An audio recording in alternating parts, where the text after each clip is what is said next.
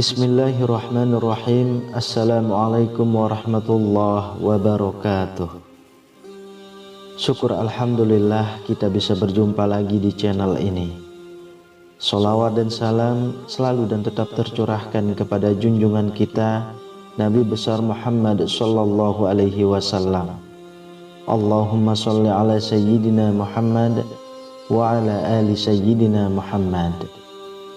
Harapan dan doa saya semoga saudaraku semuanya selalu diberikan kesehatan, dilapangkan rezekinya, diampuni dosa-dosanya, dan dipanjangkan umurnya. Amin ya rabbal alamin.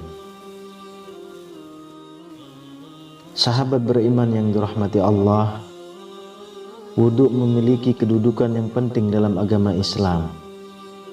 Tidak sahnya wudhu seseorang dapat menyebabkan sholat yang ia kerjakan menjadi tidak sah. Sedangkan sholat adalah salah satu rukun Islam yang tidak dapat ditawar-tawar lagi. Oleh karena itu, merupakan suatu kewajiban bagi setiap muslim untuk memperhatikan bagaimana dia berwudhu. Nabi SAW bersabda, tidak diterima sholat yang dilakukan tanpa wudhu, dan tidak diterima sedekah yang berasal dari harta yang didapat secara tidak halal. Hadis riwayat Muslim. Oleh karena itu, berikut ini 10 kesalahan yang sering dilakukan oleh kaum muslimin pada tata cara berwudu. Yang pertama, tidak membaca bismillah. Rasulullah SAW bersabda, tidak sempurna wudhu seseorang yang tidak membaca basmalah. Hadis riwayat Ahmad. Yang kedua, tidak sempurna membasuh anggota wudhu. Tidak sempurna dalam membasuh anggota wudhu dan mengakibatkan ada sebagian anggota wudhu yang tidak terbasuh oleh air. Imam Al-Bukhari rahimahullah meriwayatkan dalam kitab Sahihnya dari Muhammad bin Ziyad, dia berkata, aku mendengar Abu Hurairah radhiyallahu anhu, saat itu beliau melewati kami dan orang-orang sedang berwudu. Sempurnakanlah wudu kalian.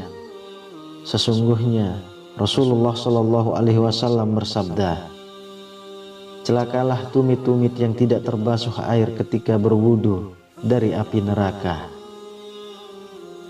Dan dari Khalid bin Mi'dan, dari sebagian istri-istri Rasulullah SAW, sesungguhnya Rasulullah SAW melihat seorang laki-laki yang sholat, sedangkan di punggung kakinya terdapat bagian mengkilap karena tidak terbasuh oleh air wudhu, seukuran uang dirham atau uang logam.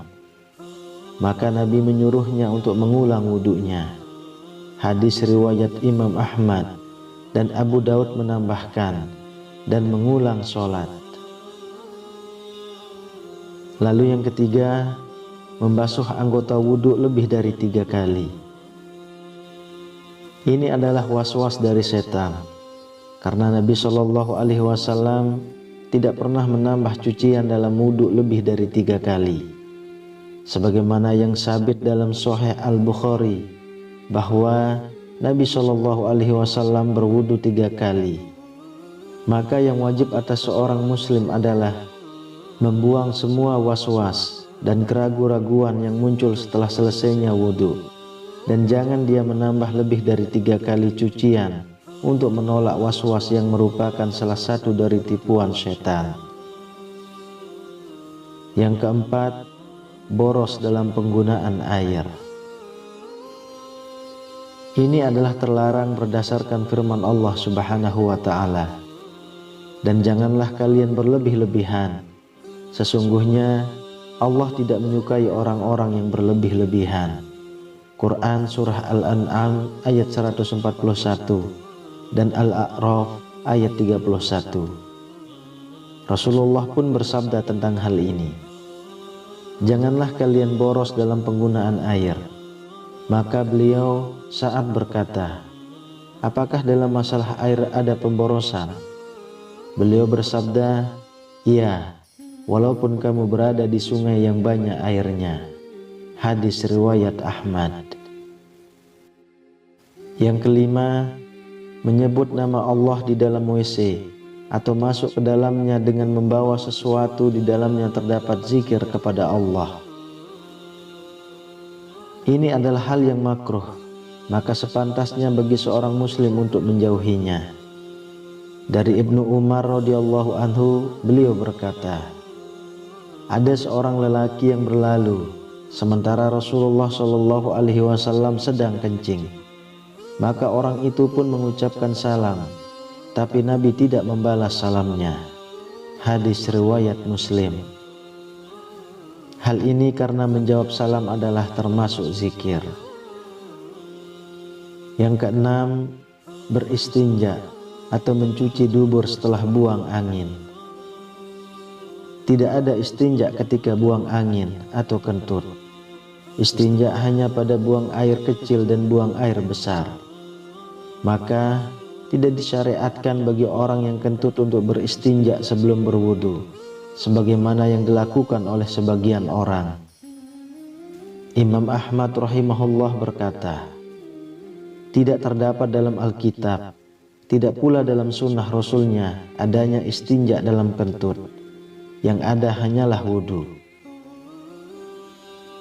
Yang ketujuh, tertidur kemudian tidak mengulang wudu. Sebagian orang tertidur di masjid, kemudian apabila iqamah dikumandangkan, dibangunkan oleh orang di sebelahnya, lalu langsung bangkit sholat tanpa berwudu lagi. Orang yang seperti ini wajib baginya untuk berwudu, karena dia lelap dalam tidurnya. Adapun kalau dia sekedar mengantuk dan tidur ringan, sehingga masih mengetahui siapa yang ada di sekitarnya, maka tidak wajib baginya untuk berwudu lagi. Yang kedelapan, meninggalkan istinsya dan istinsyar. Istinsya adalah menghirup air lewat hidung sampai ke pangkal hidung, dan istinsyar adalah mengeluarkannya air yang dihirup tadi dari hidung. Sebagian kaum muslimin ketika berwudu hanya memasukkan jarinya yang basah ke dalam hidung. Dalil tentang istinsya dan istinsyar adalah hadis yang terdapat dalam Sahih Al-Bukhari. Dari Humran, beliau menyifati wudu Utsman radhiyallahu anhu.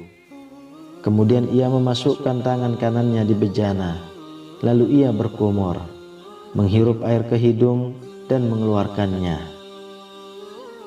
Dan Nabi Shallallahu alaihi wasallam bersabda, barang siapa berwudu, hendaklah ia menghirup air ke hidung dan mengembuskannya kembali. Dan barang siapa yang melakukan istijmar atau bersuci dari buang air besar dengan batu, hendaklah melakukannya dengan ganjil atau tidak genap. Yang kesembilan, menganggap mengusap leher dianjurkan. Padahal sebenarnya tidak demikian. Ia tidak dianjurkan dan tidak termasuk ibadah wudu. Kemudian yang ke-10, doa pada saat membasuh anggota wudu. Imam An-Nawawi berkata, doa-doa ini, yakni doa-doa pada saat membasuh anggota wudu, tidak memiliki dasar. Dalam fatwa Lajnah Daimah nomor 2588 dikatakan, tidak ada doa dari Nabi Shallallahu alaihi wasallam pada saat membasuh dan mengusap anggota wudu. Dan doa yang disebutkan dalam hal ini adalah bikinan orang tidak berdasar. Yang diketahui secara syar'i adalah basmalah di awal wudu, mengucap 2 kalimat syahadat di akhir wudu, ditambah dengan ya Allah, jadikanlah aku termasuk orang-orang yang bertaubat, dan jadikanlah aku termasuk orang-orang yang bersuci. Wallahu a'lam bishawab. Sahabat beriman yang dirahmati Allah, semoga Allah memperkenankan segala upaya kita dalam menyempurnakan ibadah dan menerima segala amalan yang kita lakukan semata-mata hanya untuk mengharap keridhoannya. Amin ya rabbal alamin. Demikian yang bisa saya bagikan, semoga bermanfaat untuk kita semua. Assalamualaikum warahmatullahi wabarakatuh.